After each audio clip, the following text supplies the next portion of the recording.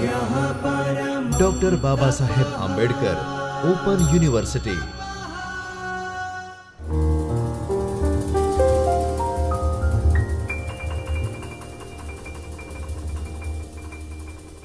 નમસ્કાર વિદ્યાર્થી મિત્રો, ડૉક્ટર બાબા સાહેબ આંબેડકર ઓપન યુનિવર્સિટીના ચૈતન્ય સ્ટુડિયોથી હું Divya Darji, assistant professor department of library and information science તરફથી આપ સર્વે વિદ્યાર્થીઓનું હાર્દિક સ્વાગત કરું છું. વિદ્યાર્થી મિત્રો, આપણો જે કોર્સ છે MLIS master of library and information science, તેના વિડીયો લેક્ચર સિરીઝમાં આજે આપણે જે લેક્ચર ભણવા જઈ રહ્યા છે તે છે પેપર નંબર ML2-102. તેમાં જે બ્લોક નંબર 1 છે તેનો યુનિટ નંબર 3, જે ગયા લેક્ચરમાં આપણે તેનો પાર્ટ 1 ભણી ગયા હતા. આજે યુનિટ નંબર 3 છે તે છે વર્ગીકરણની પદ્ધતિઓ. જે લાઇબ્રેરીના અંદર વપરાતી જે ક્લાસિફિકેશન પદ્ધતિઓ છે, જે વર્ગીકરણ પદ્ધતિઓ દ્વારા આપણે પુસ્તકોની ગોઠવણી કરતા હોઈએ, તે પદ્ધતિઓ વિશેની વાત આ યુનિટમાં કરવામાં આવેલી છે. ગયા લેક્ચરમાં આપણે જે મુખ્ય 2 વર્ગીકરણ પદ્ધતિઓ હતી, DDC અને UDC, જે ડ્યુ ડેસિમલ ક્લાસિફિકેશન અને યુનિવર્સલ ડેસિમલ ક્લાસિફિકેશન, આ બંને વર્ગીકરણ પદ્ધતિઓ વિશે આપણે ચર્ચા કરી હતી. આજે આ લેક્ચરનો પાર્ટ 2 છે, તેમાં આજે આપણે જે બીજી વર્ગીકરણ પદ્ધતિઓ છે તેના વિશે વાત કરીશું. તો તેમાં જે સૌપ્રથમ છે તે છે લાઇબ્રેરી ઓફ કોંગ્રેસ ક્લાસિફિકેશન, જેને ટૂંકમાં LC કહીએ છીએ. ત્યારબાદ એમાં જોઈશું કે તેની યોજના કેવા પ્રકારે કરવામાં આવેલી છે, તેમાં કેવા પ્રકારના નોટેશન્સ ઉમેરવામાં આવેલા છે અને તેનો ઉપયોગ શું છે. ત્યારબાદ કોલન ક્લાસિફિકેશન, જેને આપણે CCના નામથી ઓળખીએ છીએ ટૂંકમાં. ત્યારબાદ બિબ્લિયોગ્રાફિક ક્લાસિફિકેશન, જેને BC તરીકે પણ ઓળખવામાં આવે છે. ત્યારબાદ લાઇબ્રેરી બિબ્લિયોગ્રાફિક ક્લાસિફિકેશન, જેને BBK દ્વારા ટૂંકમાં ઓળખવામાં આવે છે. ત્યારબાદ જે છેલ્લી છે તે છે બ્રોડ સિસ્ટમ ઓફ ઓર્ડરિંગ. તો આટલી જે વર્ગીકરણની પદ્ધતિઓ છે તેના વિશે આજે આપણે વાત કરીશું.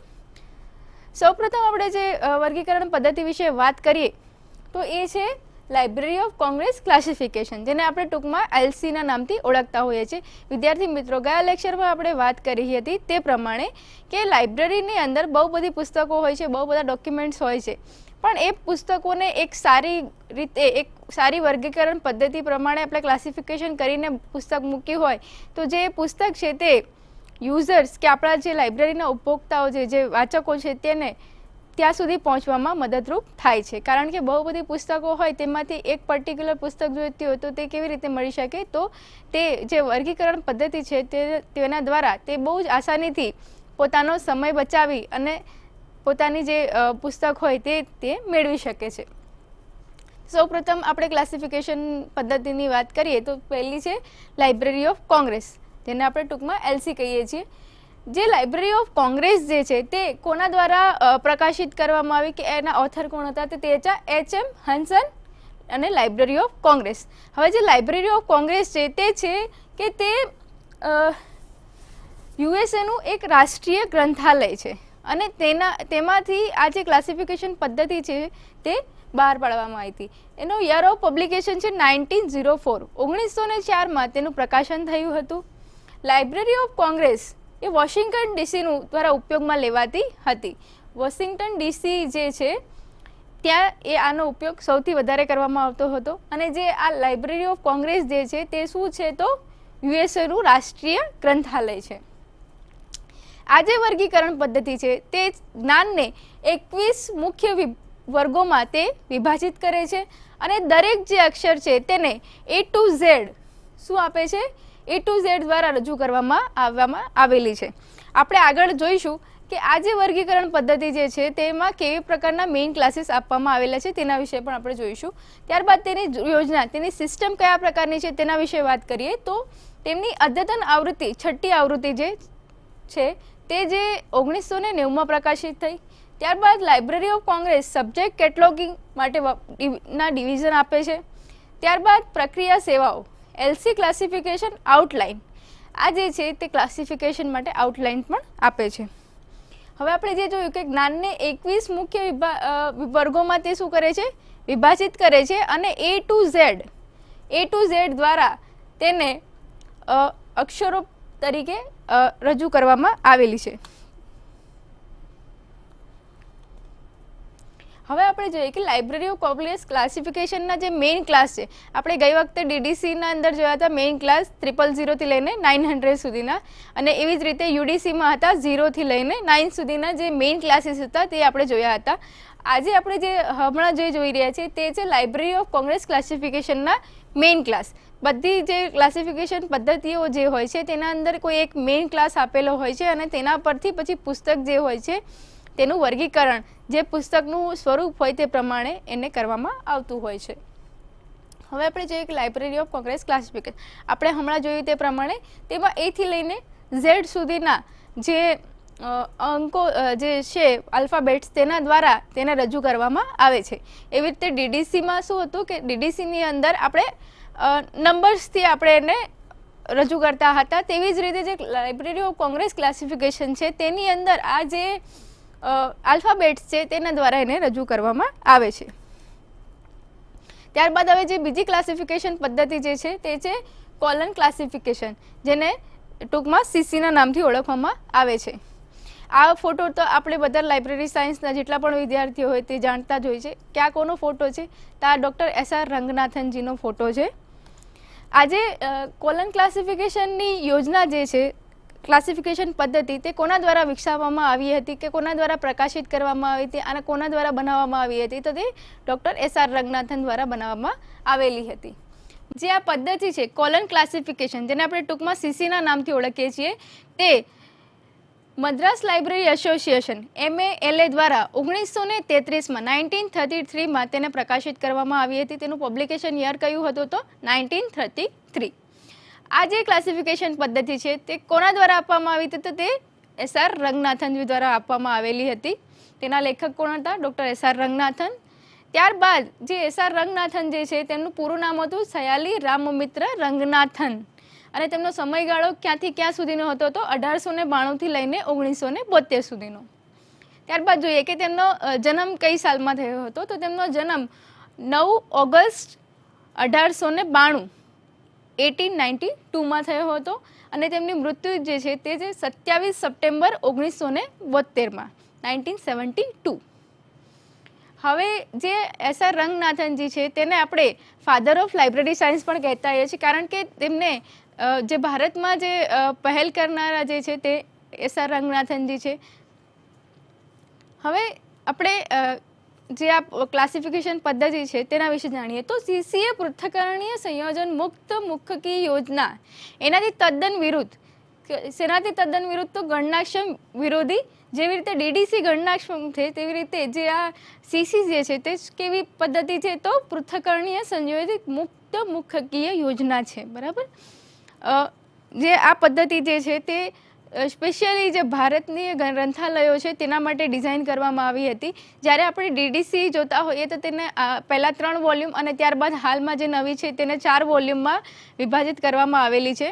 એવી જ રીતે UDC જે છે તે એ પણ 2 ભાગોમાં વહેંચાયેલી છે. જ્યારે આપણે CC જોઈએ કોલન ક્લાસિફિકેશન તો તે એક જ પુસ્તક એક જ ચોપડી છે અને એના અંદરથી જ ક્લાસિફિકેશન નંબર બનતા હોય છે. હવે આપણે જોઈએ કે CCના અંદર કયા પ્રકારના મેઇન ક્લાસીસ આવેલા છે. તો જે CC જે છે કોલન ક્લાસિફિકેશન તેની અંદર મિક્સ નંબર્સ આપેલા છે. આને આપણે કહી શકીએ કે CCની અંદર કેવા પ્રકારના નોટેશન યુઝ કરવામાં આવે છે તો CCની અંદર મિક્સ ટાઈપના જે નોટેશન્સ જે છે તે કે સંજ્ઞાઓ આપણે કહીએ તે વાપરવામાં આવે છે.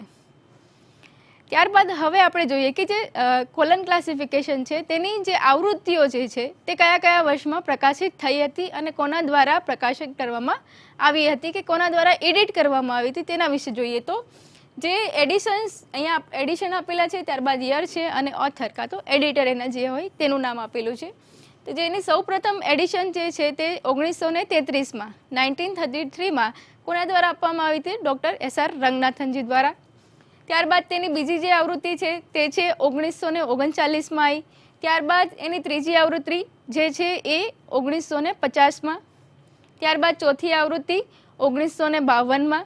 ત્યારબાદ પાંચમી 1957, છઠ્ઠી 1963 અને જે છેલ્લી આવૃત્તિ જે છે તે હતી તેની 7મી આવૃત્તિ, અને જે 7મી આવૃત્તિ જે છે તે 1987માં. 1987માં કોના દ્વારા એડિટ કરવામાં આવી? તો પ્રોફેસર M.A. ગોપીનાથન દ્વારા જે CC જે કોલન ક્લાસિફિકેશન છે તેની જે 7મી આવૃત્તિ હતી તે કોના દ્વારા એડિટ કરવામાં આવી હતી? તો તે પ્રોફેસર M.A. ગોપીનાથન દ્વારા 1987ની અંદર તેને પ્રકાશિત કરવામાં આવી હતી. ત્યારબાદ બીજી ક્લાસિફિકેશન પદ્ધતિ વિશે આપણે જાણીએ તો તે છે બિબ્લિયોગ્રાફિક ક્લાસિફિકેશન યોજના કે બિબ્લિયોગ્રાફિક ક્લાસિફિકેશન. આ જે ક્લાસિફિકેશન પદ્ધતિ જે છે તે છે ગ્રંથાલય સૂચિ વર્ગીકરણ કે પુસ્તકો સિરિયલ નંબર કે પછી કોમ્પ્યુટરાઇઝ જે પ્રકારે હોય છે તેની ફાઇલો વિશે પુસ્તકની સામગ્રી ગોઠવવાની સિસ્ટમ છે જેને વપરાશકર્તાઓ સરળતાથી શોધી શકે. જેટલી પણ ક્લાસિફિકેશન પદ્ધતિઓ આપણે જોઈ તેમાં એક વસ્તુ છે કે એ ક્લાસિફિકેશન પદ્ધતિનો ઉપયોગ કરીને આપણી લાઇબ્રેરીમાં જે પુસ્તકો પડેલી હોય તેને આપણે વ્યવસ્થિત એક ક્રમમાં ગોઠવતા હોઈએ અને તેના દ્વારા જે આપણા યુઝર્સ છે તેને એ માહિતી સરળતાથી મળી રહે. જેવી રીતે આપણે જે સર રંગનાથનજીના જે 5 સૂત્રો છે તેમાં જે ચોથું સૂત્ર છે તેમાં કહેવામાં આવ્યું છે કે સેવ ધ ટાઈમ ઓફ યુઝર્સ, કે તમારી લાઇબ્રેરીની અંદર જે પણ વિદ્યાર્થીઓ કે જે પણ વાંચનારા જે પણ ઉપભોક્તાઓ આવે છે, યુઝર્સ આવે છે તેનો ટાઈમ આપણે સેવ કરવો જોઈએ. તો આપણે એનો ટાઈમ છે કેવી રીતે સેવ કરી શકીએ? તો જે ક્લાસિફિકેશન પદ્ધતિ છે તેના દ્વારા આપણે જે મટીરિયલ્સ હોય કે જે પુસ્તક હોય તેને એક વ્યવસ્થિત રીતે ગોઠવણ કરેલી હોય તો તે માહિતી જે છે તેને આપણે ફરીથી આસાનીથી પુનઃપ્રાપ્ત કરી શકતા હોઈએ છીએ. ત્યારબાદ તેની થોડીક લાક્ષણિકતા પણ પહેલાં જોઈએ કે જે આ ક્લાસિફિકેશન પદ્ધતિ જે છે તે હેનરી ઈ બ્લિસ દ્વારા 1935માં તેને પ્રકાશિત કરવામાં આવી હતી. તેની થોડીક લાક્ષણિકતાઓ છે તે કયા પ્રકારની છે તેના વિશે વાત કરીએ તો વ્યવસ્થિત ક્રમ, સામગ્રી કે તાર્કિક અને મદદરૂપ ક્રમમાં ગોઠવવામાં તેને આવેલી છે. A to Z ઇન્ડેક્સ, દરેક વોલ્યુમમાં સંપૂર્ણ A to Z ઇન્ડેક્સ હોય છે. આ જે ક્લાસિફિકેશન પદ્ધતિ જે છે તેમાં A to Z ઇન્ડેક્સ આપવામાં આવેલી છે અને ગ્રંથ સૂચિ વર્ગીકરણ પ્રણાલીનું એક ઉદાહરણ બ્લિસ ગ્રંથ સૂચિ વર્ગીકરણ છે જેને BC2 તરીકે ઓળખવામાં આવે છે અને તે પણ બ્લિસ સિસ્ટમ તરીકે બનાવવામાં આવી હતી. આપણે જ્યારે ક્લાસિફિકેશન પદ્ધતિઓ વિશે જાણકારી મેળવતા હોઈએ ત્યારે આપણે એક વસ્તુ જોતા હોઈએ છીએ કે બધી ક્લાસિફિકેશન પદ્ધતિઓ જે છે તેમાં અલગ પ્રકારની નોટેશન્સથી એ યુઝ કરવામાં આવતી હોય છે. ઘણી બધી ક્લાસિફિકેશન પદ્ધતિઓ આપણે એવી જોઈ કે એની અંદર બહુ બધા મિક્સ નોટેશન યુઝ કરવામાં આવ્યા હતા. જે DDC હતી તેમાં પ્યોર નોટેશન આપણે યુઝ કરીએ, એવી રીતે અલગ અલગ નોટેશન એમાં યુઝ થતા હોય છે. ત્યારબાદ જોઈએ કે લાઇબ્રેરી બિબ્લિયોગ્રાફિક ક્લાસિફિકેશન જેને BBK તરીકે ઓળખીએ છીએ.